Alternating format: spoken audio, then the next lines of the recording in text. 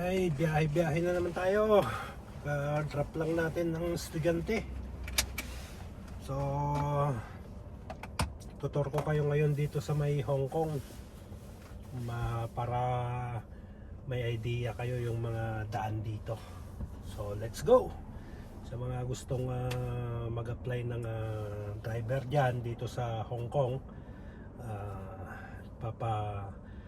yung video na ito is para maging pamilyar kayo or may idea kayo kung ano ba yung mga daan dito, kung parehas nga ba sa Pinas or parehas lang dyan sa may Middle East. Kasi 7 years ako dyan sa may Middle East, so lumipat lang ako ng Hong Kong. So sa mga gustong mag Hong Kong dyan, tara na, punta na kayo dito. So let's go. Pauwi na ako, kaka-drop ko lang ng estudyante sa school niya. Let's go.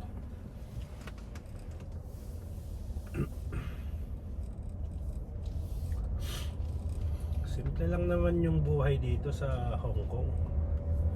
Ang kagandahan lang kasi sa Hong Kong, pag driver ka lang talaga. Yung iba, driver, hardinero, ganun, gardiner, yan. Tapos yung iba naman is all around. Pwede silang driver, pwede din silang sa loob ng bahay, yan, houseboy. Sa akin kasi, yung trabaho ko dati sa Saudi is hardiner, driver saka gardiner, tapos handyman, yan yung trabaho ko dati sa Saudi. So dito sa Hong Kong, so ganun din yung trabaho ko. Pero kung minsan nagkukon din ako yung houseboy, naglilinis sa loob ng bahay, hindi naman sa totally linis talaga, pawalis-walis lang, ganun, mag-prepare ng pagkain ng amo, ganun. Kinakain lang kasi ng amo namin, hindi naman kasi siya maselan sa pagkain, kaya kung anong ihain mo, yun na lang. Minsan bumibili din sila, nagte-take out na lang sila, yan. So bali nga pala itong video na ito is from Hong Kong side, dito sa may Stanley hanggang sa New Territory. Sa New Territory tayo. Hindi ko na sabihin kung taga saan ako, for the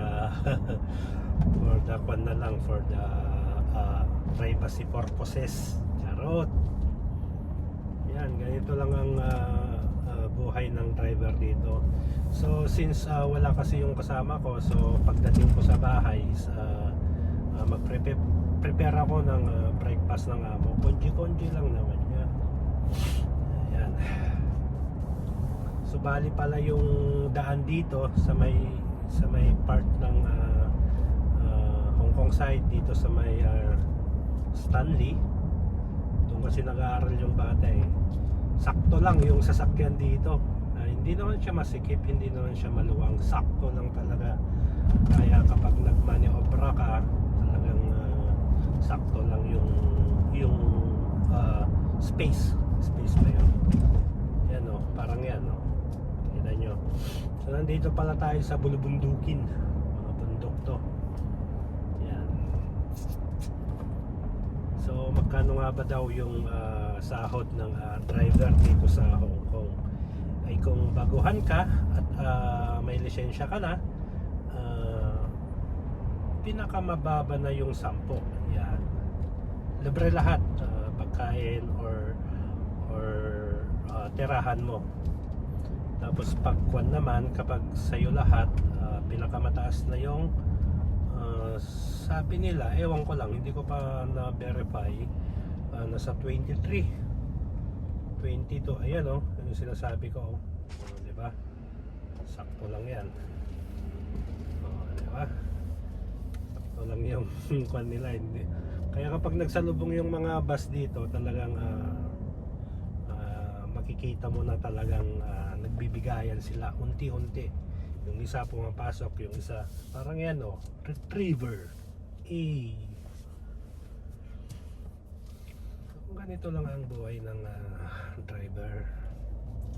So kapag nasa Saudi ka ngayon at gusto mong pumunta dito, hindi ka na.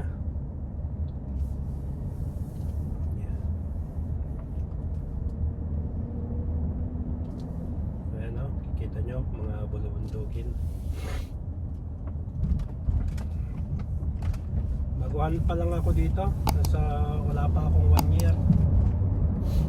Kakukuha ko lang din ng lisensya ko last year. Tama. Ayan o, mga bulubundukin ng kwan dito. Hindi tulad sa Saudi na talagang alam mo yun, talagang flat lang siya na yung daan dun is maluwang siya. Ayan. So sa mga nagbabalak na pumunta dito sa Hong Kong, apply na kayo.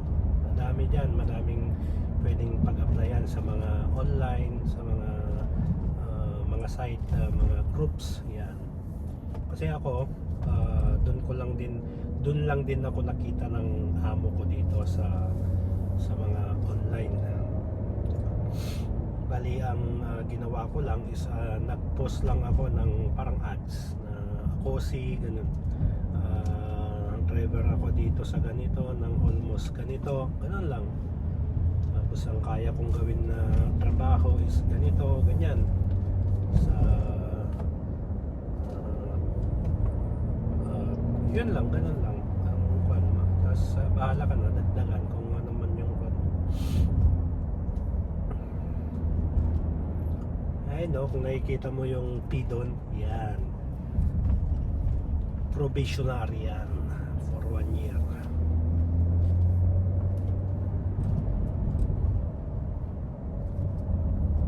Yan. Diba? Hindi siya gaanong kakuan dito sa kuan.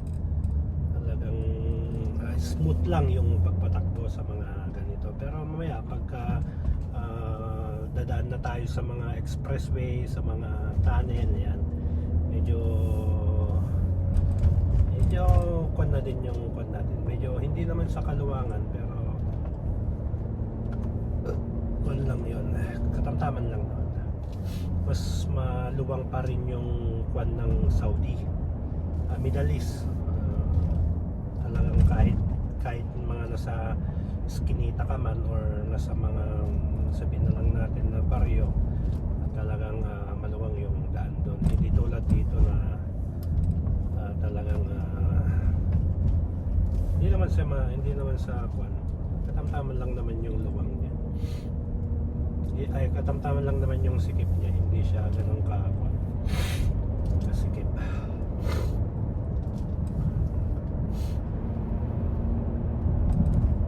Sa susunod nating video,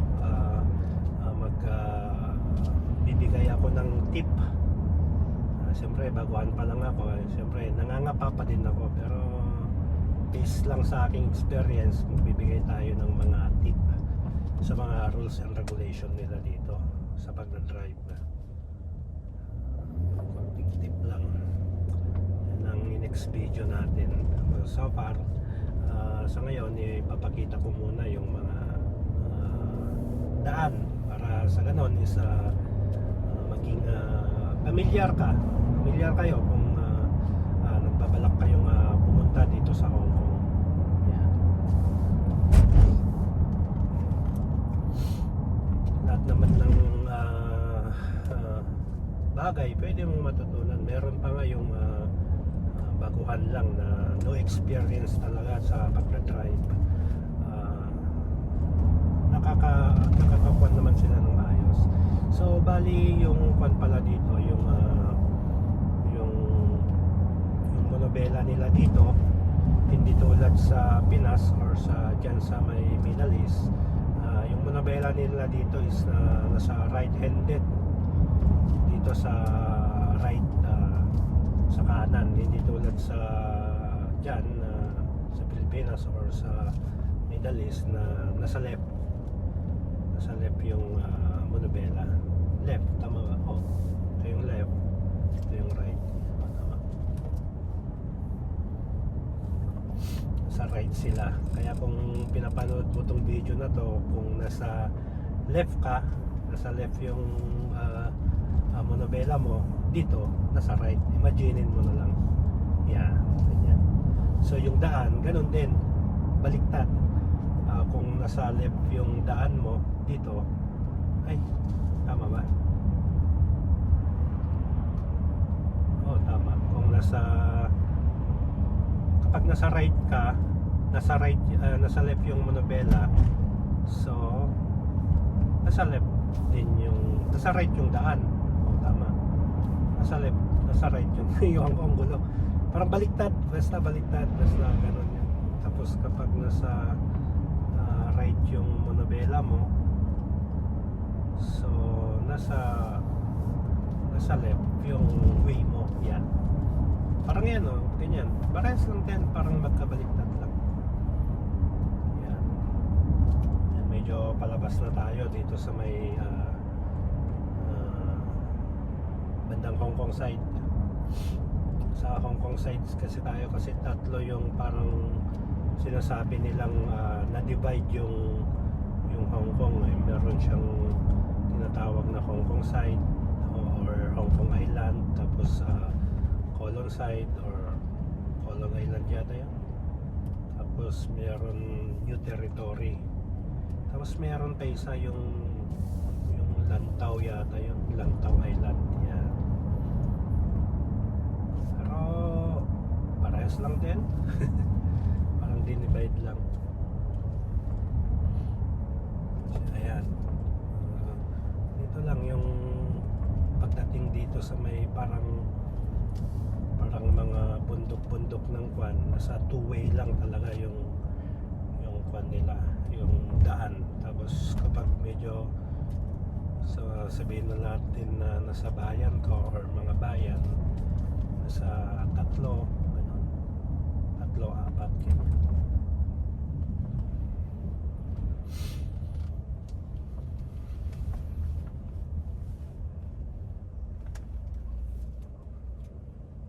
Kita nyo, puro bundok yan. Ayan.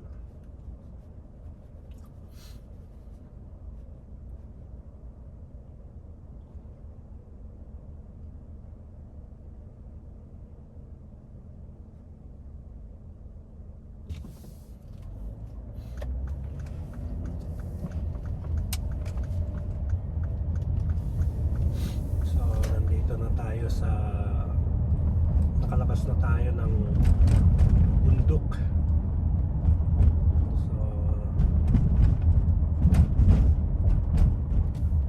dito na tayo sa may parang expressway na tayo, and then tuloy-tuloy na yan hanggang sa may New Territory. Tapos kapag mga bundok-bundok naman na ng New Territory, anong din na naman, two-way din na naman. Madali lang na i-kwan yung mga daan nila dito. Kasi ang kagandahan dito, lahat ng mga driver dito sa Hong Kong is yung kwan sila, yung tawag doon, talagang ano ba tawag doon, yung talagang makwan sila, maingat, ano ba, kwan sila, hindi yung parang barumbado na tulad sa Pinas na nakahawak lang ng monobela. Alam mo yun, nakahawak lang ng monobela, kala mo naman sa kanya na yung daan. Dito hindi. Meron din naman dito pero mga nasa 5% na lang out of 100% yan.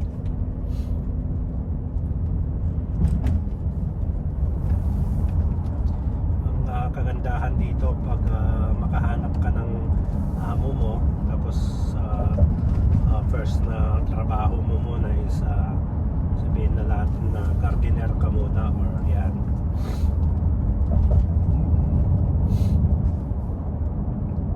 parang kwan mo na ba, stepping stone mo na yan. Nung galing yung pagtrabaho ko nun sa Saudi, parang stepping stone ko na yun. Kasi parang almost 7 years din or 7 years na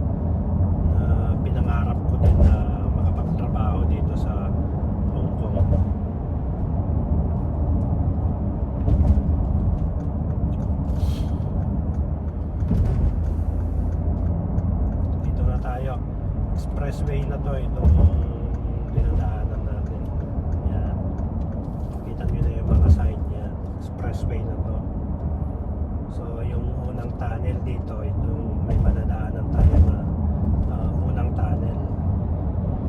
Itong tunnel na to, dito kasi sa may pag pumasok ka ng Hong Kong side or Hong Kong Island, pag galing ka ng Kowloon or New Territory, may tatlong tunnel kang dadaanan para makarating. Hindi mo man dadaanan lahat yun. Kumbaga may tatlong klaseng tunnel na pwede mong daanan bago ka makatawid sa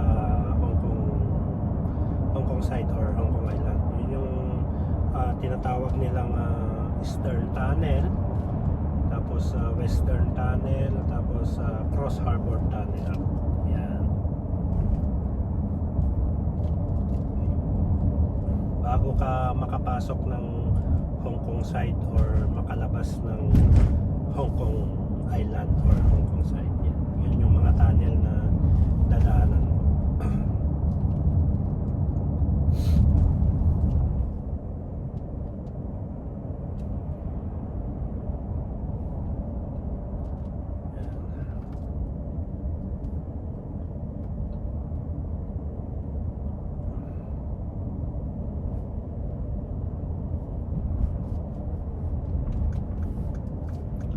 Ito na yung tunnel. Ito yung Eastern Harbor Tunnel. Yan.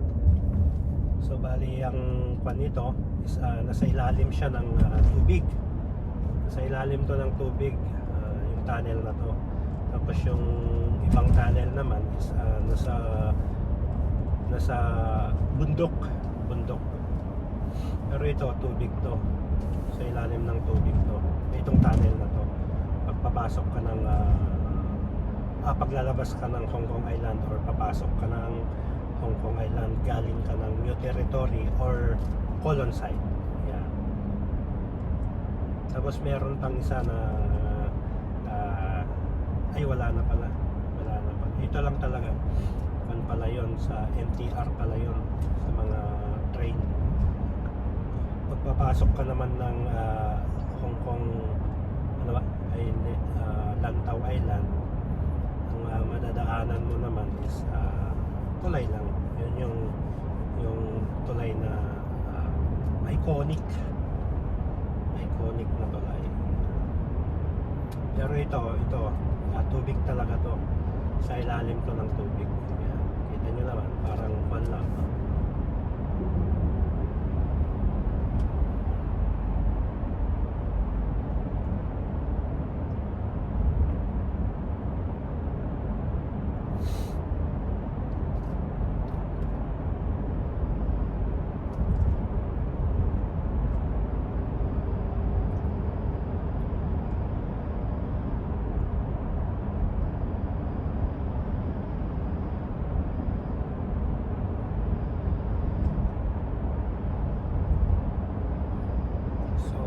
Medyo winter kasi dito sa Hong Kong, nasa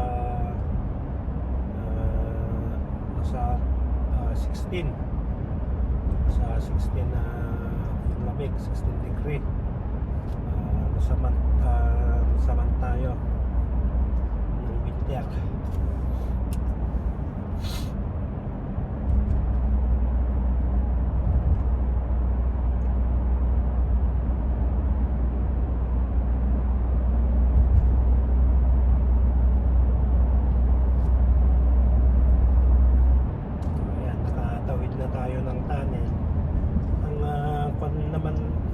Nito ang next na kwan na nito is tinatawag nilang Kowloon side. Yan. Ito na yung Kowloon side. Kowloon side na to. Tapos next na yon is New Territory. Tapos ang dadaanan naman natin dito na tunnel is may bundok na tunnel.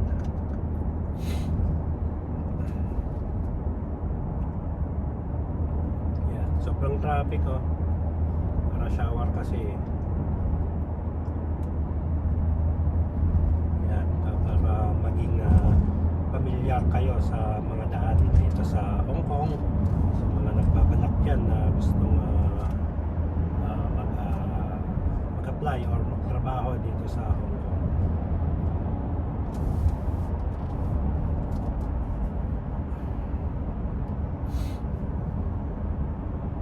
Diba? Simple lang, hindi naman siya ganun maganda, ma-pandit. Marunong ka lang mag-drive.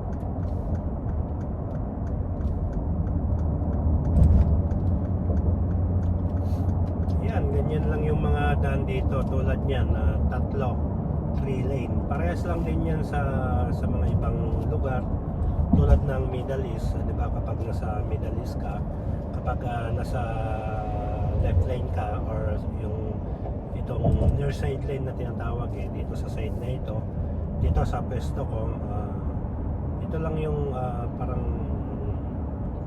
slow vehicle pa. Hindi naman siya totally slow, pero tumatakbo ka ng below minimum, below the maximum speed, parang yan. Dito ka lang sa side na to. Kapag nasa gitna ka naman, yan yung parang normal lang din, or pan ka na. Tapos dun sa pinaka last na yon, yung tinatawag nilang outside lane, dun ka na for overtaking lang yon. Pero dito tayo, tulad yan, nasa gitna tayo, yan, since traffic, yan. Ito lang yung mga daan dito. Parehas lang din sa mga ibang lugar. Hindi ko lang alam sa Pilipinas, pero parang parehas din naman. Hindi pa kasi ako nakapag-drive ng Manila sa probinsya lang din ako Saka siya nga pala, alam nyo bang sa Saudi ako natuto lang na mag-drive. First time ko lang din matuto. Kaya yung pagkuhan ko talaga doon, yung pagtrabaho ko doon, talagang in-enjoy ko talaga siya. In-enjoy ko talaga for the experience ba. Yan. Kahit may mga experience ka na 2 years, 3 years, 4 years, okay na yan. Pasok ka na ng Hong Kong, pwede na yan. Sabi lang ba na ex-abroad ka? Pero kung pwede din kahit galing ka ng Pinas. Meron din, marami din na mga amo dito na nag-hire sila ng galing Pinas. Nag-hire din sila ng mga galing Pinas.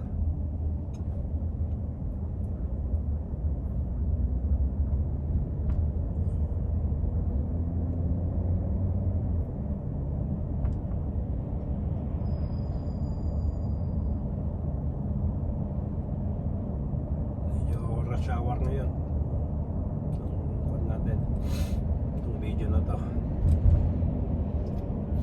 Kakahatid ko lang kasi ng estudyante dun sa school niya. Medyo malayo yung school ng bata hanggang dun sa bahay ng amo. Sa isang oras, maximum ng 1 hour 15 minutes or 20, kasama na yung traffic dun.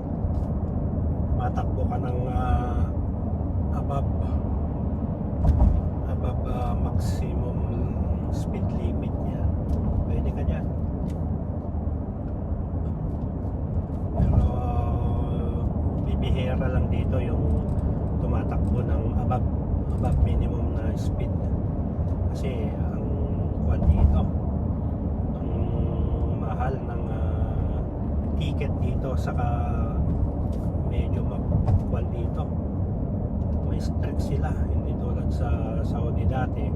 Sa Saudi, sa Middle East kasi dati ako noon, 5 yata yung overspeeding ko doon. Naka-5 overspeeding ako or 6 yun. Tapos isang yung illegal parking, yan yung naging violation ko doon sa Saudi noon, nung bago-baguhan pa ako noon. Talagang nakalima ko, 6 na overspeeding. Ang kagandahan noon, ang swerte ako noon kasi lahat ng yon binayaran ng amo. Talagang sinabi niya lang sa akin na be careful, sabi nga na lang na yun niya. Pero dito, kapag ang alam ko, kapag isang overspeeding ka yata, depende sa bracket, may bracket kasi din yun eh. Depende sa bracket, pag naka-overspeeding ka dito, so ikakaltas ngayon dun sa may points ng lisensya mo, parang 10 yata or 10 dapat hindi mo maubos yun within 2 years yata yun, parang ganon yung 10. Yung overspeeding nasa 5 points yun, yung overspeeding, tapos yung points ng lisensya mo nasa 10 points yata or 15. So kapag nakadalawa ka, pwede nang masuspend yung lisensya mo dito. Sa Saudi kasi dati, hindi ko lang alam, hindi ko na kasi natanong yung amo ko kung anong nangyari nun doon kasi naka-6 ako na overspeeding, tapos isang illegal parking. So ito naman yung kwan na tunnel, ito yung tunnel ba? Hindi ko kasi mabigkas pero kwan to, bundok to, bundok naman na tunnel to. Ito naman isa nagko-connect sa new territory tapos sa column side. So yung basta new territory, column side, yan, pag galing ka ng column side papuntang new territory or pabalik ka, bundok yung dadaanan ng tunnel. Bundok. Tapos yung naman from column side, column island papuntang Hong Kong Island, yan, puro naman yan, puro tubig yung tunnel, parang yung last na dinaanan natin. So ito, galing tayo ng column, papunta ng new territory.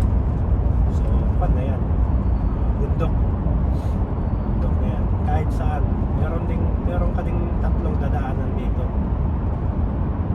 diba? 3 yung paggaling ka ng column side, Hong Kong side papuntang column side, 3 yung pwede mong daanan yun, yung east, tapos west, tapos central tunnel, cross harbor.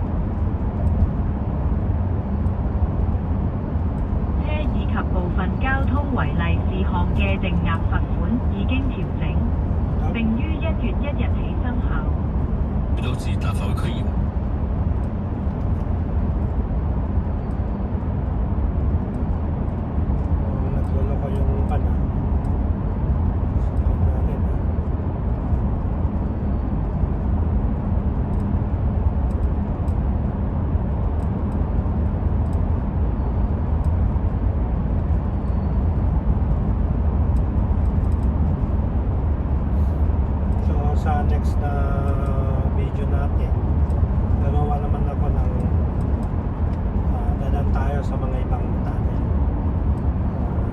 Kumbaga sa column side. Yan. Maliit lang talaga ang Hong Kong. Sobrang, hindi naman sobrang liit. Maliit lang talaga. Kung isipin mo, maliit lang, mas maluwang pa yata yung buong Manila. Parang ganon. Kasi yung bahay ng amo, kumbaga nasa dulo na kami, halos nasa dulo na kami ng kwan eh. Kasi tapos nakapunta na din ako ng dulo ng Hong Kong Island. Mga dulo to dulo na eh. Kumbaga parang maliit lang talaga kasi pwede mo nga ikutin yung buong Hong Kong sa loob ng isang araw lang eh. Gamit yung sakyan. Pwede. Maliit nga lang. Maliit lang talaga. Maliit lang talaga ako.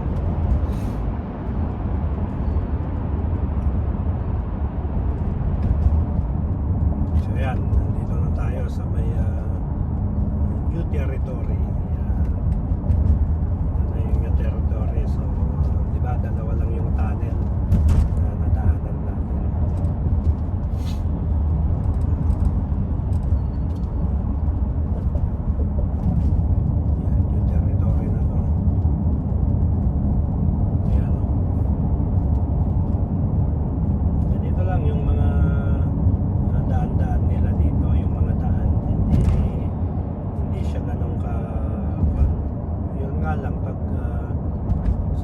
Iskinita lang talaga, yun ang medyo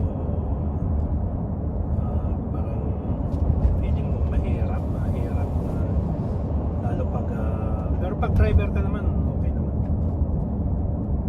kaya mo namang ilusot-lusot pa parang gano'n.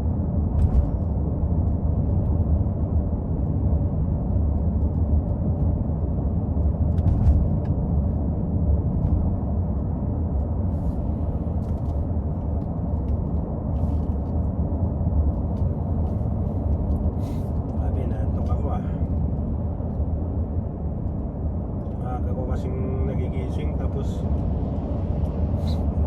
routine ko dito talagang medyo hirap i-adjust.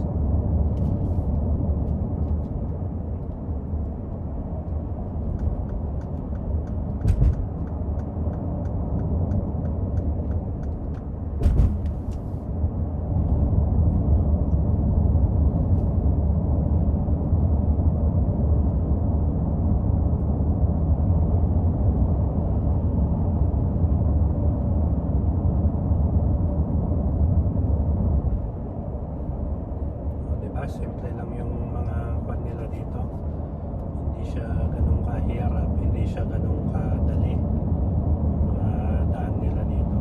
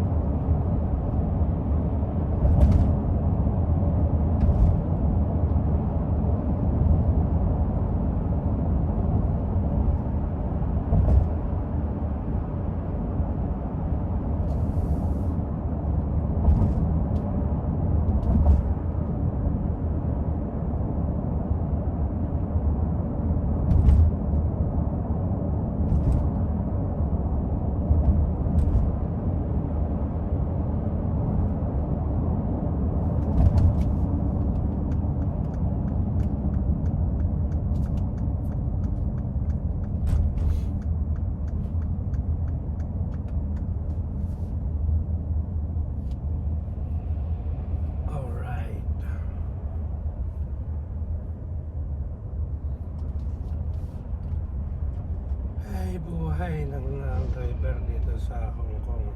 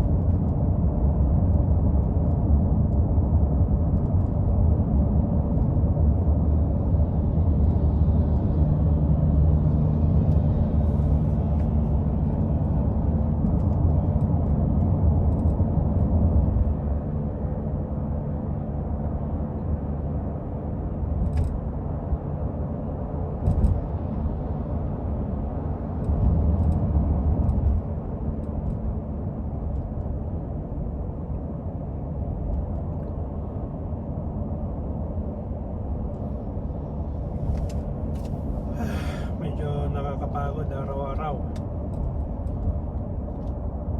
Andito, hindi tulad nung nasa Saudi ako na talagang routine lang doon is sa umaga maghatid ka ng bata sa school, tapos matutulog ka na. Magdilig-dilig ka muna, magdilig-dilig konti ng hardin, tapos magkuhan ka na ng breakfast mo, kain, tapos tulog. Tapos mga alas 2 na naman, alas 2 or alauna, yan, susundo ulit. Tapos pagkatapos na ng sundo, wala ka ng trabaho, tulog ka na lang hanggang gabi na yun, kahit hindi ka na magising. Charot. Dito talagang layo ng pan hatiran, tapos maya may atid na naman, labas na naman yung amo, tapos yan ang mga routine dito. Tapos ewan ko kung pupunta saan pupunta, kung lalabas man or hindi. Tapos mamaya sa estudyante susunduin mo na naman.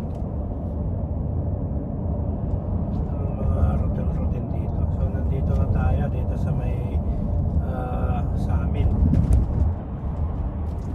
So maya ikakat ko na yung video for the privacy ng bahay ng amo ko, at privacy ko na rin.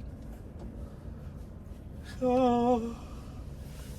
ayun, sana is nagustuhan nyo tong video na to, at magkaroon kayo ng konting idea sa mga daan dito sa Hong Kong, sa mga nagbabalak na pumunta or magtrabaho dito sa Hong Kong, galing ka man ng Pinas or galing ka kahit saang bansa. Sana nagustuhan nyo itong video na to, at huwag nyo na rin kalimutang mag-subscribe, at paki-hit na rin po yung notification bell para sa susunod kong mga video is updated kayo. So maraming salamat, at ikakat ko na lang tong video na to pag makarating na ako dun sa bahay ng amo ko. So maraming salamat, ingat po kayo lagi, and God bless po.